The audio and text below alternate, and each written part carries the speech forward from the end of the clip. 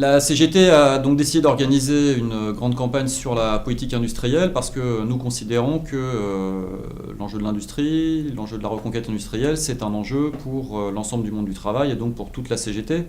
En ce qui concerne le champ des services publics territoriaux, nous considérons que la bataille de l'industrie et la bataille des services publics sont absolument indissociables. D'abord parce que le développement de l'industrie, il nécessite des services publics de proximité, il nécessite des crèches, des écoles maternelles, des circuits de collecte et de traitement des déchets, on pourrait multiplier les exemples. A l'inverse, les services publics, ils ont besoin de financement et l'industrie et le développement économique sont générateurs de financement par l'impôt nécessaire pour le bon fonctionnement des services publics.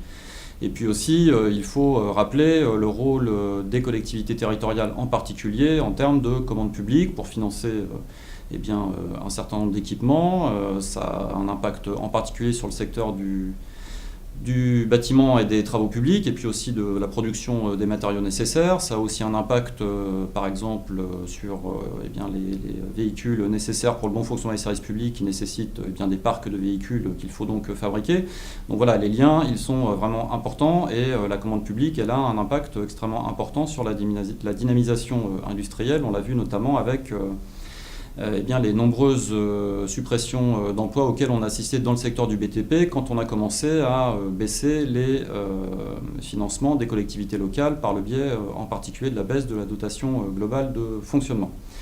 Donc par rapport à cette situation et à ces enjeux, la CGT elle se veut offensive. Dans le secteur des services publics territoriaux, on travaille à un certain nombre d'axes. On travaille en particulier l'idée qu'il faut imposer aux collectivités locales et à la puissance publique des clauses pour les passations de marchés publics, des clauses environnementales, des clauses sociales qui favorisent le développement de l'emploi correctement payé, avec des salariés bien formés, qui favorisent également les circuits courts et le fait que l'on rapproche le lieu de production du lieu d'utilisation, ce qui est également un facteur de développement pour l'industrie. Nous pensons aussi qu'il y a un certain nombre de grands chantiers qu'on a besoin d'ouvrir et de développer. Il y a un problème crucial en France de logements sociaux. Il y a là un vrai vivier de développement de l'emploi dans le secteur du bâtiment notamment, mais aussi dans la production de matériaux de haute qualité environnementale et du coup aussi dans la recherche. Donc il y a vraiment des synergies à trouver et les collectivités territoriales, elles ont un rôle à jouer de ce point de vue absolument capital. C'est la raison pour laquelle, ce sera c'est le troisième axe sur lequel nous travaillons.